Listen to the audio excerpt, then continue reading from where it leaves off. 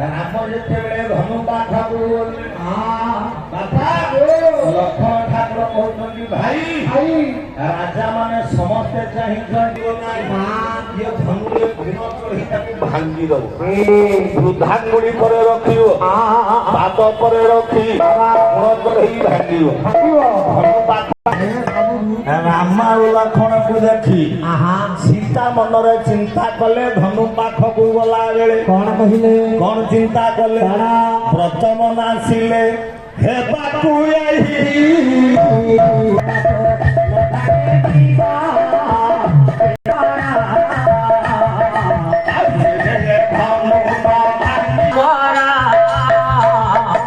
तेणु सीता चाहिए मनरे भाविले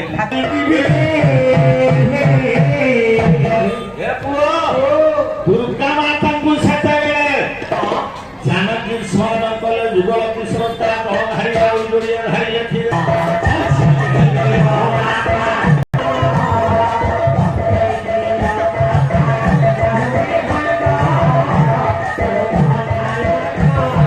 जदि मु देखती दिय रथरे रथरे जेबे मु होती आ दिय रथरे माने दीटा जाक अर्थ अर्थ करना हे सेंती सीता विचार कले बाबा ये होचंती ध्रुवादल श्याम घन ये मोर बर हुअन्ते बाबा ये मोर देवर हेले मोर ये कथा लिखिले एटा हम मानकर चिंता करवा आवश्यक सरकार प्रथम नासिले शत कोटी सिंहर बल वहे शिव विनायक शक्ति दियो माता भांगंतु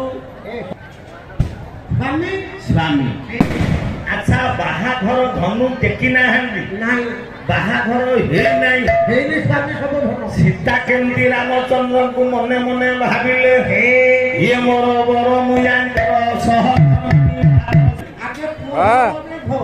झील जदि पुआ को नहीं जीव तेणु एठी कहवा किछि नाही कोर्ट नाही कचेरी नाही किछि नाही ना पुओ जदि अजाई जब काली धरा जेतेबेले देवी मंदिर रे पहुंचिले ब्राह्मण तेणु प्रत्येक मो भाई बलराम को धरी बाइक रे पळेइबानु आमे रथ नहीं तुम केस धरी नहीं आखिरु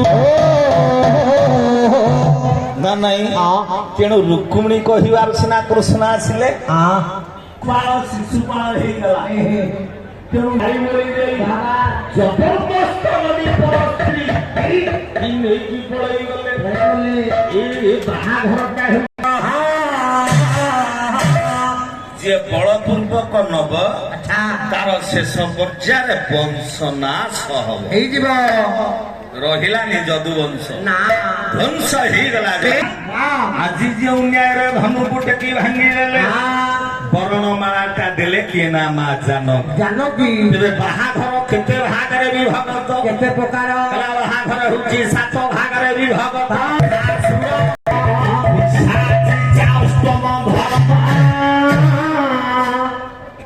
बाहाघर 7 भाग रे ବିଭକ୍ତ। 7 ପ୍ରକାର ବାହାର ମଉସା ତମର କୋଉ ପ୍ରକାର ବାହାର ଆମର ହେଉଛି 4 ଜାତି। ମହୋତ୍ସବ ଆପଣମାନଙ୍କୁ ସ୍ୱାଗତ ଜଣାଉଛି। ସମସ୍ତ ବନ୍ଧୁମାନଙ୍କୁ ବିନମ୍ର ନିବେଦନ, ଆପଣମାନେ ଆପଣମାନଙ୍କ ଜିନିଷ ନିଜ ଦାୟିତ୍ୱ ରଖନ୍ତୁ। ଛୋଟ ଛୋଟ ଛୁଆ ବହୁ ଫେବୃଆରୀ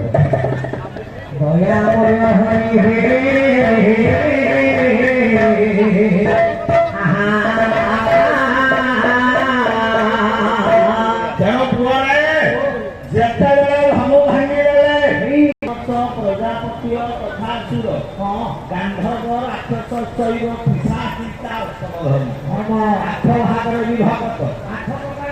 8 ପ୍ରକାର ବାହାଘର ଇଏ ଜନକ ଯେଉଁ ବାହାଘର କରିବା ପାଇଁ କହିଛନ୍ତି ଇଏ ବାହାଘର ହେଉଛି ବ୍ରାହ୍ମଣମାନଙ୍କର ବାହାଘର ଦିନ।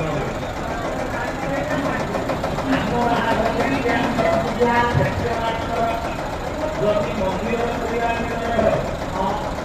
ଯଦି ଆମ ଘରେ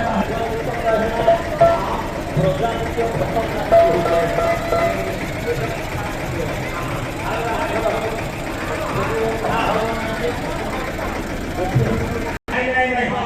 ସମସ୍ତେ ଆସିବେ, ବାହାଘର ହବ। ମୋ ବାପା ଡିଜେ ବଜେଇକି ତାଙ୍କର ଥିଲେ 3ଟି ଝିଅ। ଜଣେ ହଉଛନ୍ତି ସୁଚକ୍ରିତି, ଜଣେ ମାଣ୍ଡବୀ, ଆଉ ଜଣେ ଥିଲା ଉର୍ମିଳା।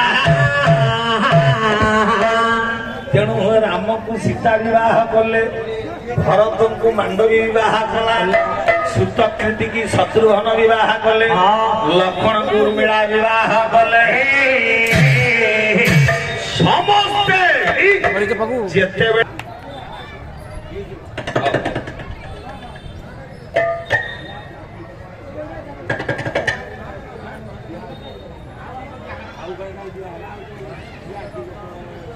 ହଉ ବୟସ କେତେ? ହଉ ବୟସଟା କେତେ? ସ୍ୱୟଂବର ସମୟରେ ଚିନ୍ତା କର। ତେଣୁ ଇଏ ଯେତେବେଳେ ଜନକଙ୍କର ଭାଇ କୁଶନଙ୍କ ବିଦା ଦେଲେ ଦଶରଥଙ୍କ ରଥରେ ବସିବା ପାଇଁ ଅଯୋଧ୍ୟାକୁ ଆସିବା ବେଳେ ସବୁ ଝିଅ ମାନଙ୍କୁ ବିଦାୟ ଦେଲା ବେଳେ ଖୁସିରେ ହସି ହସି ବିଦାୟ ଦେଲେ। ଯେତେବେଳେ ଇଏ ଲକ୍ଷ୍ମଣଙ୍କ ସ୍ତ୍ରୀ ଥିଲେ କିଏ ସେ